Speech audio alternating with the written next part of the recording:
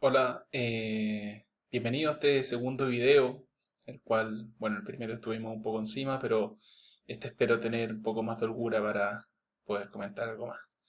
Entonces, en este video voy a hablar sobre el óptimo del consumidor con un bien y un mal. Es decir, en el video anterior nosotros estábamos viendo dos bienes. En este caso vamos a suponer de que existe un mal, es decir, un bien de que me da desutilidad, me aporta de forma negativa. Y también vamos a ver lo que son los rendimientos decrecientes en el uso del factor, que es una de las partes que ustedes vieron en la teoría del productor cuando veían la función de producción. Entonces, estos van a ser básicamente los dos temas que vamos a ver. Vamos a partir primero por el segundo. Entonces, en este caso, ¿qué son los rendimientos al factor? Es qué tanto aporta, por ejemplo, un insumo en la producción de un determinado producto. Entonces, en este caso particular, ¿qué sucede a medida que aumenta L? Es decir, tenemos un insumo L y tenemos un output I. ¿Qué pasa a medida que yo aumento L? Bueno, es súper simple ver de que a medida que aumento L, voy aumentando mi nivel de I. Sin embargo, esto es lo interesante. ¿Qué pasa con la pendiente de esta función?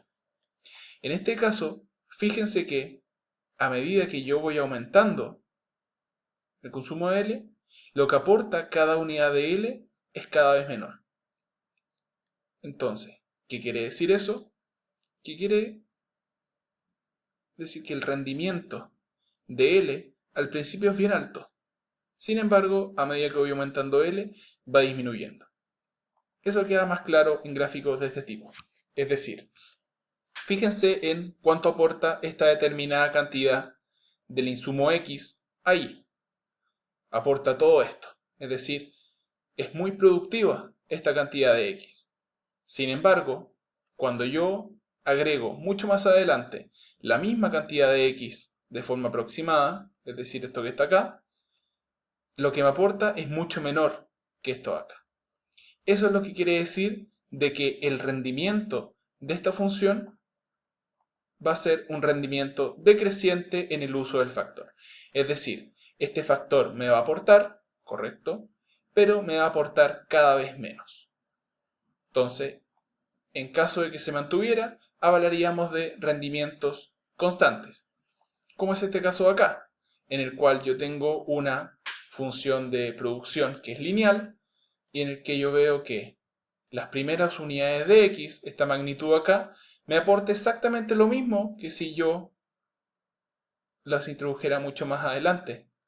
Es decir, si yo hubiera agotado mucho el, el insumo X. Entonces, en este caso, nosotros hablamos de rendimientos constantes, en este caso de rendimientos decrecientes. Los rendimientos crecientes serían una función como una parábola, es decir, se separarían y serían cada vez más altos. Sin embargo, es difícil pensar en una función de producción de ese estilo. Estas van a ser principalmente las que vamos a trabajar en el curso. Y algunos ejemplos usuales van a ser la función logaritmo natural del insumo o alguna función que sea una variable elevada a algún exponente que esté entre 0 y 1, como es este caso particular de L que esté elevado a 0.5. Entonces, esto es bien importante para tenerlo en cuenta. A medida que yo voy avanzando en mi función de producción, el rendimiento marginal decreciente que me dice de que la productividad marginal, es decir, lo que me aporta el insumo, va a ser cada vez menor. Ahora nos vamos a introducir directamente en lo que es el óptimo con un bien y un mal. Entonces, ¿qué pasa cuando tenemos esto?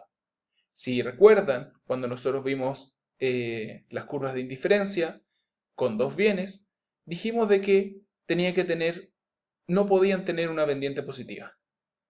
¿Por qué? Porque en ese caso nos estaría diciendo de que consumir más de un determinado bien me hace mal. En este caso, eso es lo que tenemos. Si se fijan en las pendientes que están acá, es decir, estas líneas imaginarias que tocan la curva de indiferencia por debajo, tienen pendiente positiva, porque son crecientes desde el origen hacia lo más lejos de él. Entonces, en este caso, ¿qué es lo que vamos a ver?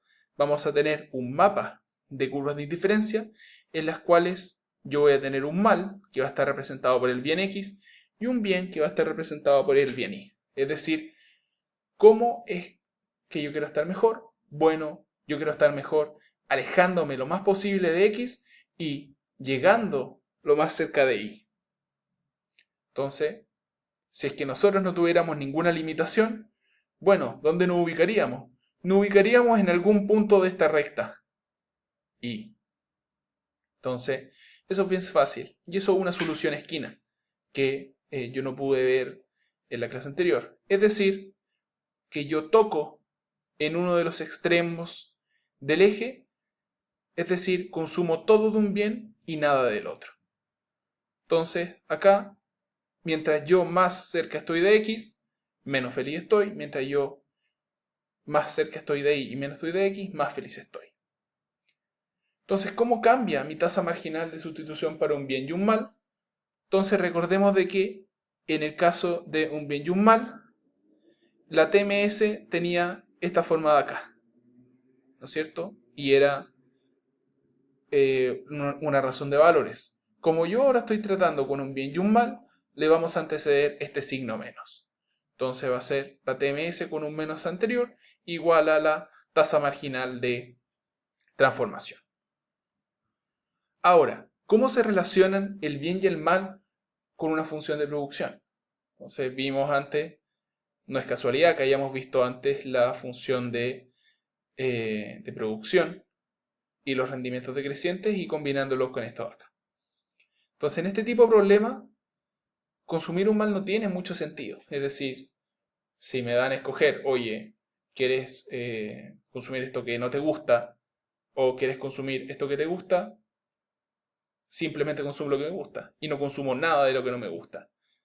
Sin embargo, la única razón para individuos maximizadores de utilidad de que yo quiera consumir un mal es que obtengo un bien a cambio. ¿A qué se parece aquello? Y es uno de los problemas que nosotros vamos a ver en Introducción a la Macroeconomía, que es trabajar para obtener una producción a cambio.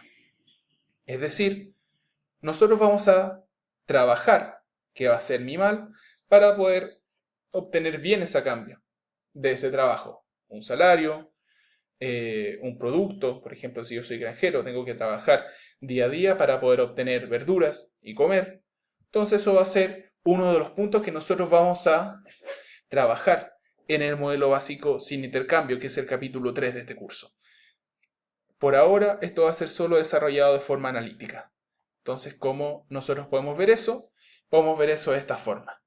Si es que nosotros tenemos una función de producción, la cual dependo de mi insumo X y tengo una curva de indiferencia que representa mi curva de utilidad y que donde tengo que X es un mal e Y es un bien, entonces, ¿qué es lo que yo quiero ver?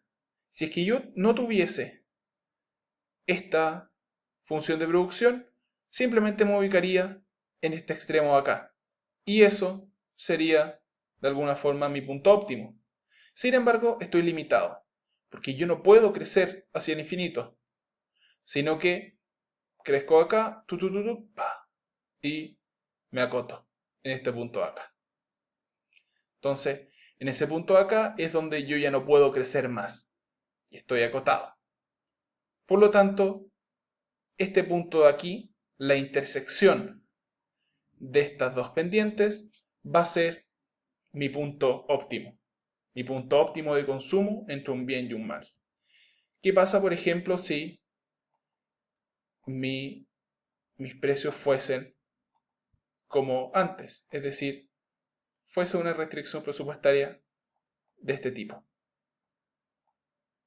¿Nosotros queremos estar consumiendo acá? Esa es una pregunta que yo les dejo. Y además les dejo otra pregunta para pensar. ¿Qué pasaría si es que cambia el precio? Es decir, este precio de acá en un gráfico bien y mal. O también, ¿qué pasa si es que cambia un precio relativo en un gráfico como este? Estas son preguntas conceptuales que ustedes tienen que ir desarrollando, ir pensando y que van a ser más guías en ayudantía. Entonces, en este punto nosotros vamos a finalizar con esta conclusión. Yo no quiero tener un mal, yo no quiero consumir un mal. Lo tengo que hacer para obtener algo a cambio. Entonces, ¿qué pasaría si es que yo dejo esta pregunta abierta? Si es que yo tuviese todos los recursos para poder consumir, ¿consumiría un mal o no? Eso se los dejo. Y continuamos con la siguiente lección. Muchas gracias.